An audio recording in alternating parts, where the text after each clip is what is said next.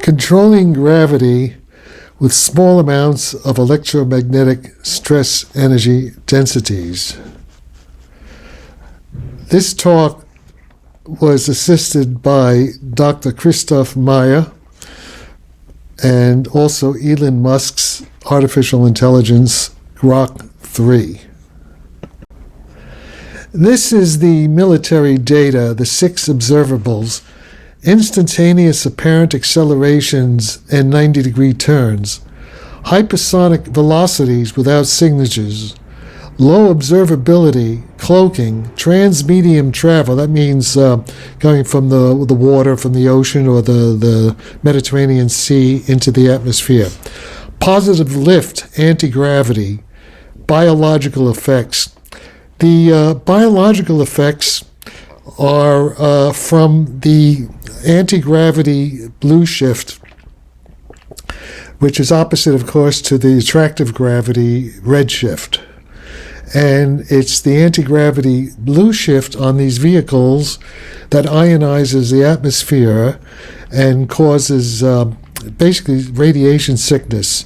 And over 100 military personnel have gotten ill from too close contact with these craft.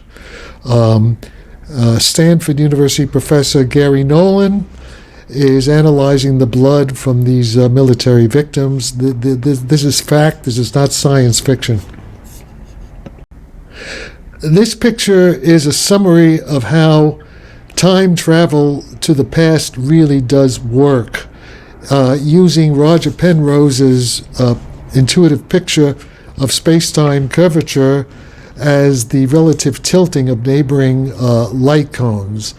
Also, you may read in some of the literature that a time machine cannot go back to before its moment of creation. That is a false idea. That's an incorrect idea. It's based on the notion of that we're restricted to closed time-like curves, which is not at all the case as we see in this particular picture. We can argue this with my colleagues at another venue. In this short 12-minute presentation, we don't have time to get into the details of how this really does work. I present military observational evidence that Einstein's coupling of stress energy current densities of the electromagnetic field to the gravity field is a controllable variable inside matter with electromagnetic dispersion. The effective coupling in the simplest case is given by the equations you see here, and I'll skip that.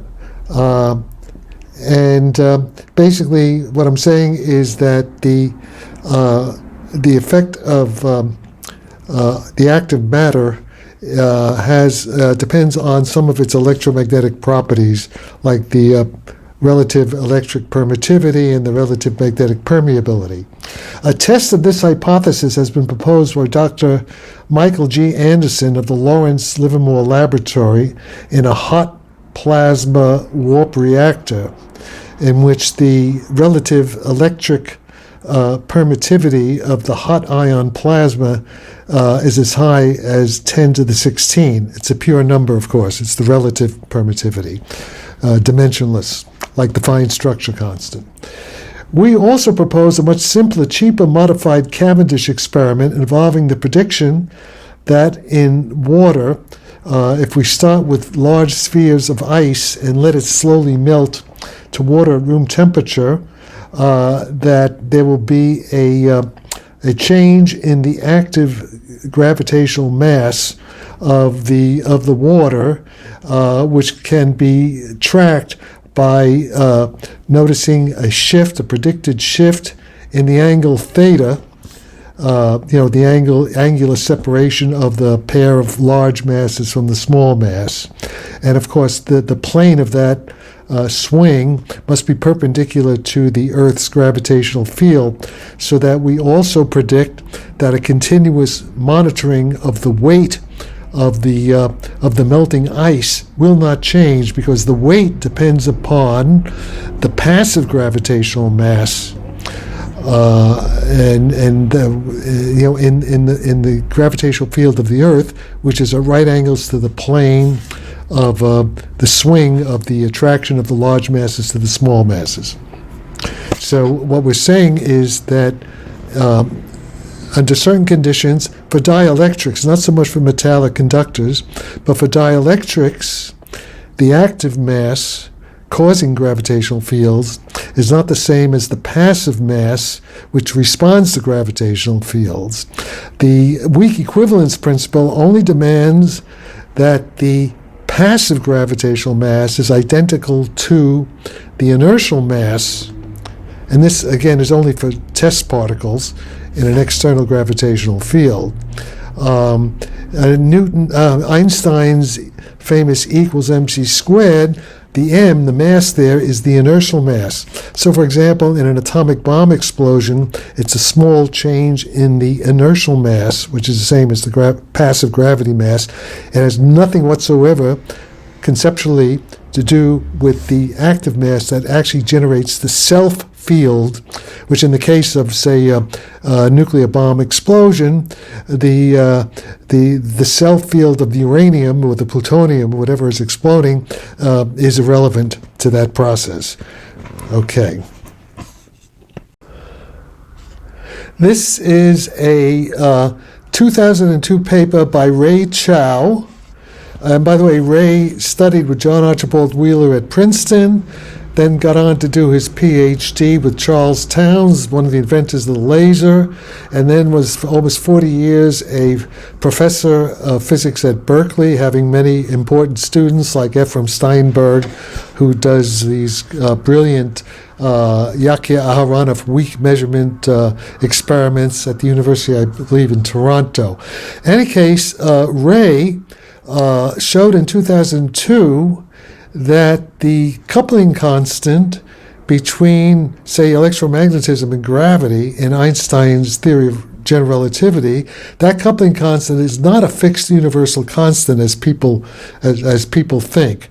It's not restricted to be roughly 10 to the minus 43 reciprocal newtons, because if that were the case, Ray proves, using the Kramers-Kronig dispersion relations required by retarded causality, in other words, that there only be past causes of present effects, at least in this classical level, that causality would be violated if the coupling constant were really a fixed constant that couldn't be changed. And there's also a lot of confusion in the field by people who should know better, by the pundits, where they confuse the local invariance of the vacuum speed of light required by special relativity. They confuse that. They say, oh, the speed of light must be constant, and they don't, constant, what does that mean? Homogeneity, not isotropic. In any case, there's a lot of confusion. People don't think very clearly about the foundations of relativity, and I mean even some of my colleagues who write correct mathematical papers in the field, but without really understanding the physical meaning of the mathematics they're writing down, in my opinion, anyway.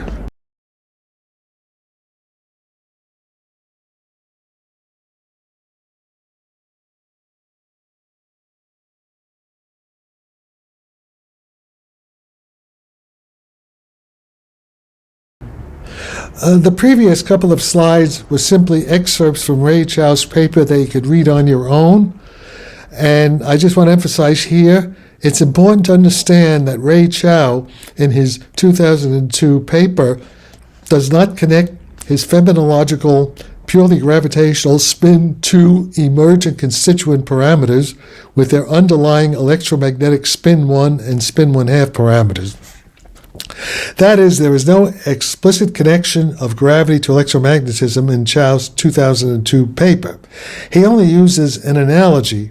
It was not until my October 2011 DARPA-NASA Orlando talk that I unified Chow's use of Einstein's pure spin 2 gravity theory with Maxwell's spin 1 electromagnetism into a truly electrogravitic warp, wormhole, time travel to past, Papa falsifiable theory explaining the 6 UAP observables in an obvious way. Now, Eric Weinstein claims that Louis Witten, Bryce DeWitt, John Wheeler, Richard Feynman, and others hid all this in 1954, hiding it in plain sight by setting C equal to 1 in almost all the academic papers, which kind of misled physicists and electrical engineers who would not notice the role of electromagnetism in Einstein's gravity field equation. Now, I do not know if Eric's story is true. Wheeler and Feynman, who I knew personally and met several times, and face-to-face, one-on-one conversations, never said anything to me about it. Although the topic of the the weird desk flying saucer stuff didn't really come up as far as I recall. And also, I was with Wheeler, with Werner Heisenberg in Munich for over a month back in 1966, and the subject never came up there at the Max Planck Institute in Munich.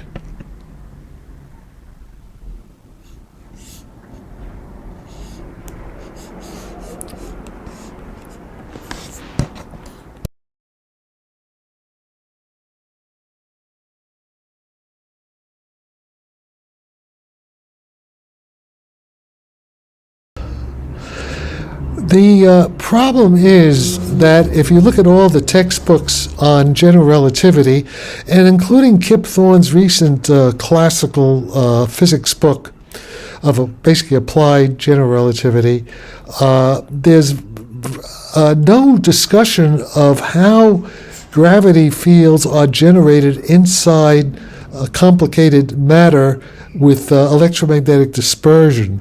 The problem is once you have dispersion, the phase speed of light depends on its frequency, and of course the group speed is different from the phase speed. It's the group speed of which energy is propagated, and you lose Lorentz invariance of the vacuum speed of light inside matter. So effectively, there's a broken Lorentz invariance. And this is pretty well known to solid state physicists. So the general idea of low power control of gravity is that you're able to increase the coupling in Einstein's, the electrogravitic coupling coefficient in Einstein's field equation. And if you hold the gravity field fixed, that you have a desired objective, a desired gravity warp field, so you keep that fixed, and if you increase the effective coupling, then the amount of stress energy source tensor you need gets smaller. So that's really the basic idea. And this was the idea I presented in the 2011 DARPA NASA 100-year Starship Orlando meeting, where I was invited and paid by General Pete Worden, who had been in the United States Air Force Space Command. He was a PhD in astrophysics, and he took over NASA Ames. I was working with some of his guys from NASA Ames in an informal way, and he invited me. I helped organize the conference, and he invited me to Orlando, where I gave this talk. The basic talk I gave in 2011 was summarized by Travis Taylor in his December 11th, 2022 tweet, "Control K in G equal KT and control the universe."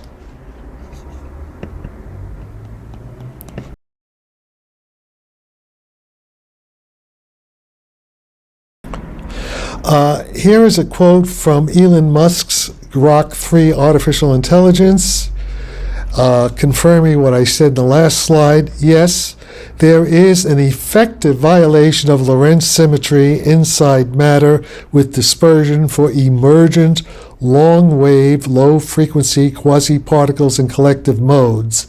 This arises because their dispersion relations are not Lorentz invariant and depend on the medium's rest frame and may be anisotropic as well as non-stationary, even though there is no fundamental violation at the microscopic level. Now, if you go back historically to the classic mathematical theory of general relativity of Arthur Eddington, 1920s, and also the Caltech lecture book by Richard Tolman on on relativity, thermodynamics, and cosmology, they both, in a very glancing, peripheral way, very quickly mention that when you're inside matter, don't worry about making all the Lorentz transformations and also the general coordinate transformations of both special and general relativity. They both indicate that you don't learn anything much, just work in the rest frame. Because really, if you look at the foundations of relativity, if you look at Einstein's thought experiments, say in 1905, and even in his Einstein elevator, Einstein's always thinking the macroscopic classical theory, in which you have meter rods moving, actual clocks moving, everything's moving in vacuum, and also you're observing, like Alice and Bob are external observers in vacuum, and they're making remote sensing measurements of material objects in motion. And they're using light waves, which are basically far field electromagnetic signals in vacuum, which is not dispersive. If the vacuum had dispersion in it, the whole invariant structure of relativity based on the Lorentz group, for example, that would all break down. And so the people who do the mathematics of relativity, they're very good mathematicians, but they're not generally very good physicists, and they don't think about the operational meaning of their mathematics. So this is something for another venue. Again, I just mentioned it in passing, and I'll stop here.